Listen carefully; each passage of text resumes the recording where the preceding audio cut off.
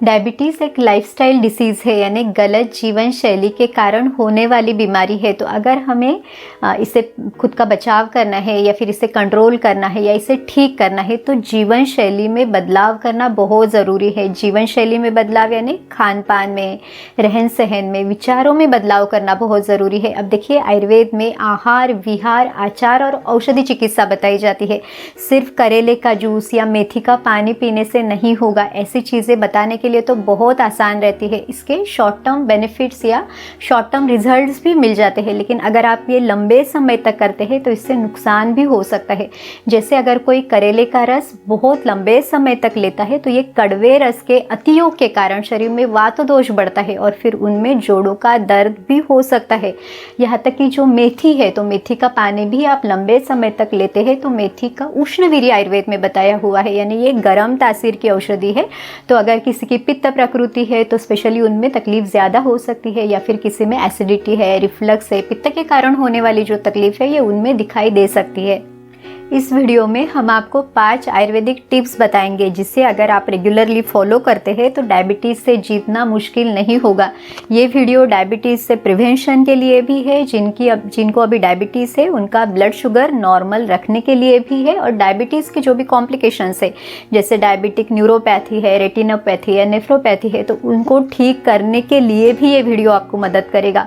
तो वीडियो पूरा देखिए, इतना टाइम ज़रूर निकालिए ताकि आपको ज़िंदगी भर दवाइयों के भरोसे पे ना रहना पड़े। अगर आप चैनल पे नए हैं तो चैनल को सब्सक्राइब कीजिए ताकि आयुर्वेद की सही जानकारी आपको मिलती रहे। नमस्कार, मैं हूँ डॉक्टर रूपाली जैन और आयुर्वेद फॉर एवरीवन में आपका स्वागत है।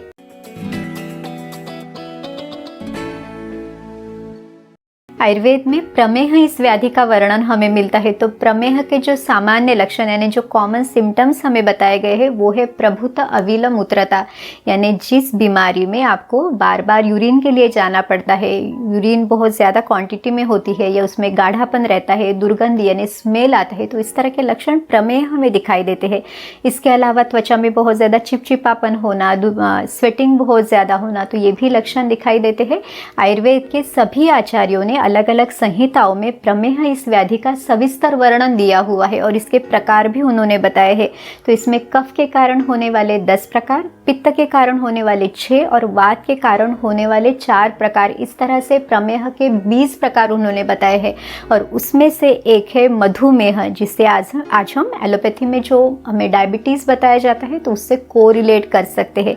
यहाँ तक आयुर्वेद में जो डायबिटीज़ के जो मरीज़ है उसमें स्थूल प्रमेही और कृश प्रमेह इस तरह से भी बताए हैं, यानी जिन लोगों का वजन ज़्यादा है, ओबेसिटी है, फैट ज़्यादा है और उनमें डायबिटीज़ होता है तो वो अलग है। और जो कृश प्रमेह यानी जो लोग पतले हैं, जिनका वेट कम है और उनको भी डायबिटीज़ होता है, तो इस तरह के प्रकार भी आयुर्वेद में बताए हुए हैं। अगर आपको हमेशा डायबिटीज़ से खुद का बचाव करना है यानी प्रिवेंशन के लिए अगर आपको कुछ टिप्स फॉलो करना है तो यहाँ पे सुश्रुत ऋषि हमें बताते हैं कि हमें शारीरिक क्रियाओं में कौन सी चीज़ों से बचना है और जो फूड है उनमें से हमें किस तरह का परहेज़ करना है या क्या सावधानी लेनी है। तो जो शारीरिक क्रियाएँ हैं उन्होंने सबसे पहले बताया है दिवास्वाप, यानी दिन में सोना आपके डायबिटीज़ का कारण हो सकता है, तो इसे ज़रूर अवॉइड करना है। दूसरा जो कहा है वो है अव्यायाम, यानी अगर किसी का शारीरिक व्यायाम कुछ भी नहीं है, वो बिल्कुल कोई एक्सरसाइज नहीं है, बैठी बैठी जीवन शैली है यानी सिडेंटरी लाइफस्टाइल है, तो उनमें भी भविष्य में डायबिटीज़ हो सकता है। तीसरा जो उन्होंने कहा है वो है आलस्य। आलस यानी जिनका बहुत ज़्यादा यानी लेजीनेस है, कोई काम करने का मन नहीं, बैठे रहना ज़्यादा पसंद करते हैं, तो ये भी डायबिटीज़ का कारण हो सकता है। खान पान से संबंधित कुछ चीज़ें भी डायबिटीज़ का कारण बन सकती है। जैसे सबसे पहले सुश्रुत ऋषि कहते हैं कि शीत आहार यानी जो ठंडे तासीर की औषधियाँ है, यानी जो शरीर में ठंडेपन के कारण जैसे कफ और वात भी बढ़ता है, तो बहुत ज़्यादा ठंडा खान पान है तो ये भी डायबिटीज़ का कारण हो सकता है। यहाँ तक कि जो खान पान है बहुत स्निग्धता जिसमें है, जैसे कि फ्राइड चीज़ें बहुत ज़्यादा है या आपके खाने में तेल घी बहुत ज़्यादा इस्तेमाल करते हैं, तो ये भी डायबिटीज़ का कारण है। तीसरा जो उन्होंने बताया है कि मधुर रस यानी एक्सेसिव आपका अगर मीठा बहुत ज़्यादा आप खाते हैं तो ये भी डायबिटीज़ का कारण है। चौथा वो बताते हैं मेदोवर्धक यानी मेद जिसमें जो आपका खाना है अगर उसमें फैटी चीज़ें बहुत ज़्यादा है या फिर जो तली हुई चीज़ें हैं या बाहर का लाया हुआ जो नमकीन है वो बहुत ज़्यादा है, पनीर या खोए से बनी चीज़ें, इस तरह की चीज़ें अगर आपके खाने में ज़्यादा है, नॉनवेज बहुत है, तो ये सब चीज़ें मेद को बढ़ाती है और ये कफ को भी बढ़ाती है, शरीर में क्लेद उत्पन्न करती है, तो इन्हें भी ज़रूर अवॉइड करना है। इसके अलावा उन्होंने बताया है द्रव अन्न पान, यानी बहुत ज़्यादा लिक्विड फॉर्म में जो चीज़ें हैं जैसे कि बिना प्याज के पानी पीना है या फिर दूध अगर आप बहुत ज़्यादा लेते हैं या फिर जूसेस है, मिल्क शेक्स है, सूप है, आजकल जो एक बहुत ट्रेंड चल रहा है कि बहुत ज़्यादा लिक्विड फॉर्म में हमने लेना है, तो ये भी जब एक्सेसिव हो जाता है तो ये भी शरीर में कफ को, क्लेद को बढ़ाता है और ये भी डायबिटीज़ का कारण बनता है। तो सुश्रुत ऋषि कहते हैं कि अगर आपको भविष्य में होने वाले डायबिटीज़ से बचना है तो इन चीज़ों से खुद का बचाव करना है। अब देखते हैं कि डायबिटीज़ में किस तरह का खान पान आपने लेना है। अब इसके पहले भी हमने इस पर एक डिटेल वीडियो बनाया है, डायबिटीज़ की थाली आयुर्वेद वाली, उसमें ये पूरी जानकारी दी हुई है। उस वीडियो की लिंक भी डिस्क्रिप्शन बॉक्स में है, तो आप ये ज़रूर देखिए। अब इस वीडियो में हम इसमें कुछ शॉर्ट टिप्स जो है वो बताते हैं। अब जब भी आपका खाना आपने लेना है तो उस समय पर आपकी बहुत अच्छी भूख होनी चाहिए, सही तरह से आपका जो सिस्टम है वो रेडी होना चाहिए, तभी आप आपका खाना लो। जो खाना है वो घर पर बना हुआ, पचने में हल्का, सात्विक इस तरह का हो, आपका जो पारंपरिक फूड है वही आप खाने में रखें। जब भी खाना आप खा रहे हैं उस समय पे मौन धारण करें, अच्छी तरह से चबा चबा के अपने इस खाने को लेना है। इसके अलावा आप ये देखते हैं कि आप कौन कौन सी चीज़ें आपके खाने में रख सकते हैं। तो चावल आप ज़रूर ले सकते हैं। जनरली लोगों को यही लगता है कि चावल खाने से शुगर लेवल बढ़ती है, तो ऐसे नहीं है। सिर्फ इसमें कुछ सावधानी लेनी है, जैसे जो चावल आप इस्तेमाल करेंगे तो वो पुराना चावल हो, यानी लगभग 1 साल पुराना चावल हमने इस्तेमाल करना है। अगर आपको पुराना चावल नहीं मिलता तो आप चावल को हल्का सा भून के उसे इस्तेमाल कर सकते हैं। सिर्फ इसे प्रेशर कुकर में नहीं बनाना है, तो खुले बर्तन में आपने इसको बनाना है। थोड़ा सा पानी ज़्यादा डालना है और ये जो पेज है या जो मांड है उसको निकालना है और उस तरह से फिर जो चावल बनेगा उसको अपने खाने में रखना है। तो इस तरह जब हम चावल को बनाते हैं तो उससे आपकी शुगर लेवल नहीं बढ़ती। दूसरा जो है कि दालें आप कौन सी ले सकते हैं, तो आयुर्वेद में मूंग की दाल तो पथ्यकर बताई हुई है, तो वो आप ज़रूर ले। इसके अलावा जैसे आप कुल्थी की दाल ले सकते हैं, यहाँ तक कि मसूर है या फिर अरहर की दाल भी आप ले सकते हैं। सब्जियाँ जो है तो सब्जियों में जो पचने में बहुत आसान सब्जियाँ जैसे कि लौकी है, परवल है या फिर कद्दू की सब्ज़ी, तो ये सब आप आपके खाने में रख सकते हैं। जो कड़वी सब्जियाँ है वो भी आप रख सकते हैं, जैसे कि करेला अगर आपको लेना है तो हफ्ते में 2 बार आप आराम से इसकी सब्ज़ी बना सकते हैं। अब जिन लोगों का वेट ज़्यादा है, ओबेसिटी है, अगर उनको डायबिटीज़ है तो उन्होंने कड़वी चीज़ें उनके खाने में ज़रूर रखनी है। अब इसमें सबसे अच्छी जो औषधि है वो है गिलोय।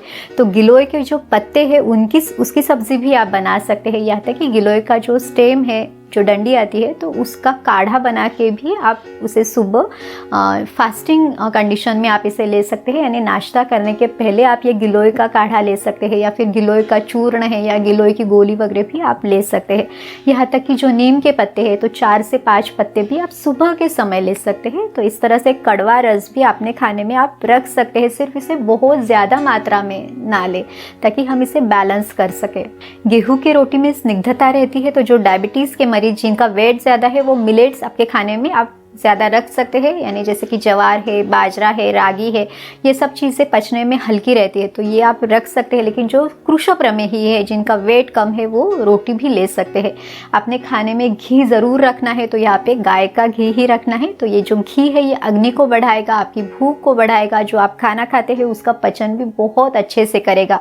जिनको मीठा खाने का मन है तो वो शहद आपके खाने में रख सकते हैं या बीच में भी ले सकते हैं। अब देखिए, लोगों को लगता है कि शहद से भी शुगर लेवल बढ़ेगी, लेकिन आयुर्वेद में डायबिटीज़ के मरीज भी शहद ले सकते हैं, क्योंकि ये जो शहद है ये कफ को कम करने वाला, क्लेद को कम करने वाला, तो इस तरह से डायबिटीज़ में इसका फ़ायदा हमें मिलता है।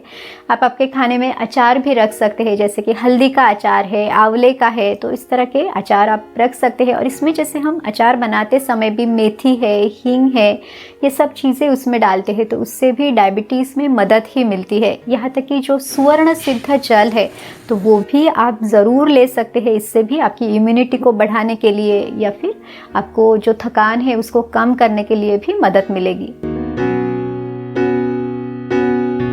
आयुर्वेद की संहिताओं में जो प्रमेह की चिकित्सा बताई हुई है उसमें व्यायाम का भी बहुत ज़्यादा महत्व उन्होंने बताया है। अब जो भी व्यायाम उन्होंने बताए हैं वो उस समय के अनुसार बताए हैं, जैसे कि युद्ध का सराव करना है, क्रीड़ा है, या फिर जैसे हाथी घोड़े की सवारी करना, पदातिचर्या उन्होंने बताया है यानी पैदल चलना या फिर परिक्रमण। तो ये सब उस समय के अनुसार बताया है और आज के समय में भी आप व्यायाम ज़रूर करना है, फिर चाहे वो चलना है या फिर कोई एक्सरसाइज है तो ये आप ज़रूर करें। इसे करने से भी आपका ब्लड शुगर लेवल कंट्रोल होने में बहुत अच्छे से मदद मिलती है।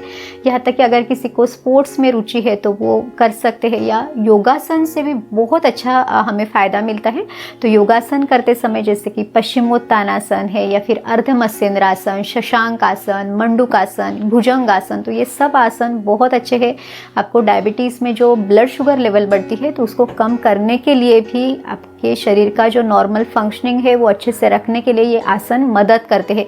सिर्फ आसन जब आप करते हैं तो जो प्रशिक्षक है या जो योग इंस्ट्रक्टर है तो उनके अंडर गाइडेंस आप इन आसनों को करें ताकि आप ये प्रॉपरली कर सके, और जो भी सावधानी आपने लेनी है वो भी आप फॉलो करें ताकि आपको इसके बहुत अच्छे से रिजल्ट्स मिल सके। अगर किसी को स्ट्रेस है, एंजाइटी है या तनाव है तो इससे भी उनकी शुगर लेवल बढ़ सकती है। तो मन को हमेशा शांत रखें। आयुर्वेद में इसे सत्वावजय चिकित्सा बताया हुआ है, इसके बारे में भी डिटेल वीडियो है, आप देख सकते हैं। इसके अलावा आप प्राणायाम नियमित तौर से कर सकते हैं या फिर ध्यान यानी मेडिटेशन आप कर सकते हैं।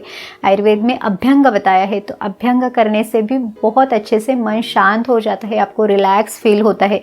स्पेशली पादाभ्यंग आप हर रोज़ कर सकते हैं। रात को सोने के पहले पाँव के तलवों में आपने गाय के घी की या फिर आप नारियल का तेल है, तिल का तेल है, इससे मालिश कर सकते हैं।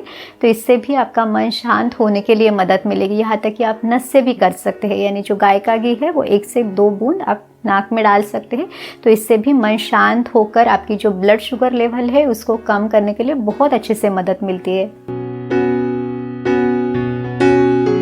आयुर्वेद में प्रमेह शमन योग या प्रमेह संशमन योग बताया है, तो ये एज अ होम रेमेडी आप ले सकते हैं। तो इसमें क्या करना है, जो हल्दी का चूर्ण है वो लगभग पाव चम्मच, और इसमें आपने 1 चम्मच शहद मिला के उसको जैसे चाटना है और ऊपर से आंवले का रस लेना है 15 से 20 ml, या फिर आप इन तीनों को साथ में मिला के भी ले सकते हैं। अगर आपको शहद नहीं लेना है तो आप जो आंवला और हल्दी है तो इनको ले सकते हैं। अगर आंवला और हल्दी आपको फ्रेश मिलते हैं तो उस तरह भी आप ले सकते हैं। जैसे कि 1 चम्मच कद्दूकस किया हुआ जो आंवला है उसमें पाव चम्मच हल्दी मिला के आप ले सकते हैं। अगर आपको ये फ्रेश नहीं मिलता, इसका पाउडर मिलता है तो वो भी आप ले सकते हैं। तो आधा से 1 चम्मच आंवले का पाउडर और उसमें पाव चम्मच हल्दी डाल के इसे अपने सुबह लेना है। इसे प्रातःकाल लेने के लिए बताया हुआ है। जब आप उठ जाते हैं सुबह तो जल्दी ही इसे ले लेना है, और जब तक अच्छी भूख ना लगे तब तक आपने इसे लेना है। लगभग 2 से 3 महीने आपने इसे लेना है ताकि आपको इसके बहुत अच्छे रिजल्ट्स मिल सके। डायबिटीज़ के लिए एक बहुत अच्छी आयुर्वेदिक औषधि हम यहाँ पे आपको बता रहे हैं। यह है दीनदयाल औषधि द्वारा निर्मित डायबेगॉन गोल्ड कैप्सूल। बहुत सारी गुणकारी आयुर्वेदिक वनस्पतियों का, औषधियों का इसको बनाते समय समावेश किया हुआ है, जैसे कि वसंत कुसुमाकर रस है, स्वर्ण माक्षिक भस्म, गुड़मार, गिलोय, विजयसार या फिर जामुन के बीज है, मेथी है, हरड़, आंवला, बेहड़ा, सोंड, काली मिर्च, पिपली, इस तरह की वनस्पतियों का इसे बनाते समय समावेश किया हुआ है। तो ये बहुत ज़्यादा इफ़ेक्टिव है, जैसे कि आपका जो ब्लड शुगर लेवल है उसको कंट्रोल करने के लिए, यहाँ तक कि जो डायबिटीज़ के लक्षण हैं उनको कम करने के लिए या जो कॉम्प्लिकेशंस है उनको कम करने के लिए भी ये मदद करती है। नेचुरली बॉडी में इंसुलिन के सिक्रीशंस के लिए ये मदद करती है। यहाँ तक कि अगर किसी को बहुत ज़्यादा थकान है, वीकनेस है, फटीग जैसे लगता है तो उसको भी ये कम करती है। एज अ एंटीऑक्सीडेंट भी आप इसे ले सकते हैं। जो हमारी रोग प्रतिरोधक शक्ति है तो उसको बढ़ाने के लिए भी इसकी मदद मिलती है। यहाँ तक कि जो आपके रेगुलर एलोपैथिक दवाइयाँ है उसके साथ भी आप इसे ले सकते हैं। जो मेडिसिन की डिपेंडेंसी है उसको कम करने के लिए भी ये मदद करती है। इसका जो डोज है वो है 1 कैप्सूल दिन में 2 बार। तो खाना खाने के पहले आपने इसे लेना है। अच्छे रिजल्ट्स पाने के लिए मिनिमम 3 मंथ्स आप इसे ज़रूर लें। 1-1 महीने के बाद आपकी ब्लड शुगर लेवल आप चेक करके देख सकते हैं, तो इसके बहुत अच्छे रिजल्ट्स आपको मिल सकते हैं। अगर आप इसे ऑनलाइन परचेस करना चाहें तो इसकी जो लिंक है वो भी डिस्क्रिप्शन बॉक्स में है, तो वहाँ से भी आप ऑर्डर कर सकते हैं। तो इस तरह से आज के वीडियो में हमने जो भी टिप्स आपको बताई वो अगर आप फॉलो करते हैं तो आपकी ब्लड शुगर लेवल को आप हमेशा नॉर्मल रख सकते हैं। उम्मीद है ये वीडियो आपकी मदद ज़रूर करेगा। अगर आपको ये वीडियो अच्छा लगा तो लाइक, शेयर और सब्सक्राइब कीजिए। फिर मिलेंगे अगले वीडियो में। आयुर्वेद को अपनाइए, स्वस्थ रहिए। नमस्कार।